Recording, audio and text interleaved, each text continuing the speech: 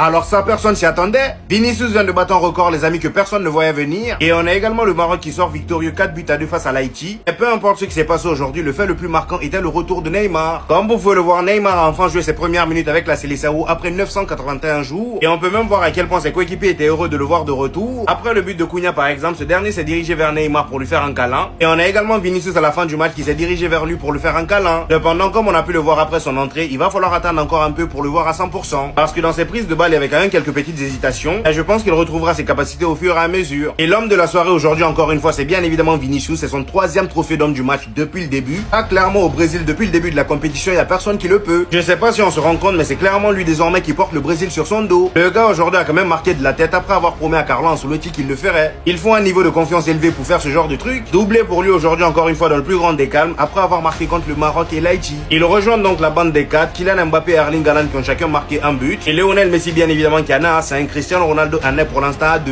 Grâce à cette victoire, le Brésil termine premier, le Maroc deuxième, à égalité de points avec le Brésil, mais à la différence de but, le Brésil est premier. Donc là, au moment où je vous parle, le Brésil a 44% d'affronter le Japon en 16e de finale, et le Maroc, quant à eux, a 62% de chance d'affronter le Pays-Bas. Le Maroc qui d'ailleurs aujourd'hui a fait preuve de caractère, et étant donné qu'ils ont encaissé en premier, ils ont réussi à égaliser à la mi-temps grâce à un but d'Hakimi et Saibari, et en deuxième mi-temps, Raimi et Yacine sont allés chercher la victoire avec 2 buts. Et pour terminer, on a Vinicius qui devient le premier Brésilien depuis 2002 à marquer sur chaque match des phases de groupe au Mondial. La dernière fois qu'un joueur a fait ça au Brésil, c'était R9 et Rivaldo. Et d'ailleurs, les deux étaient bien présents au match aujourd'hui.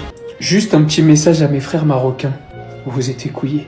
Non, mais vous pouvez passer par toutes les routes possibles. Personne ne pourra m'expliquer que le Maroc n'était pas la meilleure équipe de cette poule. Si c'était pas pour cet homme déjà, qui est en train de réaliser le mondial de ses rêves, 4 buts en 3 matchs, 8 buts et passes décisives en 7 matchs au mondial, et je voulais juste regarder le match qu'il a fait ce soir, MDR. Si vous savez pas regarder vos matchs les gars pendant le mondial, vos films, vos séries, Opli TV avec le code BEN10, vous avez moins 10%, régalez-vous. Il n'y a pas un monde où le Maroc, avec les phases de poule qu'ils ont fait, ils sont censés se retrouver contre les Pays-Bas. Parce qu'on va gagner du temps. Mes frères Tounsi, je vous aime de tout cœur. Mais c'est clairement pas la Tunisie qui va empêcher les Pays-Bas de se qualifier premier. Et là où mon cœur saigne encore plus, c'est que le Maroc aurait dû finir premier de cette poule. Et que pour couronner le tout, Haïti aurait dû finir au moins 3e. Quand je vois les phases de poule qu'Haïti a réalisées, ils finissent avec 0 point. Aujourd'hui, ils réussissent à en coller 2 au Maroc. Ils auraient dû en coller au moins 1 à l'Écosse et partir avec au moins le point du nul, même s'ils se sont fait voler. Quand je vois la deuxième mi-temps qu'ils ont réalisé face au Brésil, pardon, mais oui, le classement, ça aurait dû être Écosse dernier, Haïti 2e, Brésil 3e. Enfin bref, vous avez déjà inversé. Et Maroc premier. Et je suis dégoûté. Le football n'a pas gagné dans cette poule. Le seul gagnant de cette poule, et c'est mérité, c'est lui. Parce qu'il a réussi à porter le Brésil sur son dos. Seul. Je dis bien, seul. Pas Rafinha, pas Neymar, pas Casemiro. Non, c'est Vinicius seul qui a qualifié le Brésil et c'est Vinicius seul qui a offert cette première place au Brésil. Et je vais même vous dire qu'aujourd'hui, c'est lui qui s'est comporté comme un grand frère avec Neymar, à essayer de lui offrir des ballons pour qu'il puisse marquer son petit but. Il faut rendre à César ce qui lui appartient. Il a été critiqué en sélection. Aujourd'hui, il a fait fermer toutes les bouches. Mais qu'est-ce que vous voulez qu'on dise? Mais qu'est-ce que vous voulez qu'on fasse?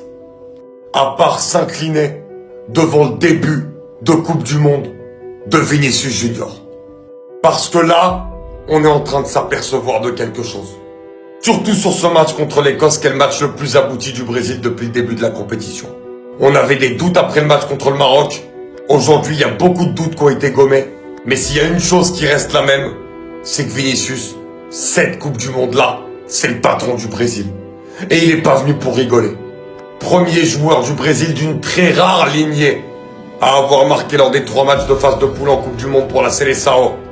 Deuxième meilleur buteur de cette Coupe du Monde. Et premier buteur, le meilleur de la Seleção sur ce mondial. Celui qui fait des différences, celui qui se rend disponible, celui qui est décisif quand il le faut. Vous répète tous les week-ends quand il fait un bon match, en faisant une vidéo avec le Real Madrid, en disant que c'est un joueur à part. Bien sûr. Neymar, il se bat, les gars, après plus de 3 ans sans porter le maillot du Brésil, il est en fin de retour et moi je suis resté réveillé pour le voir.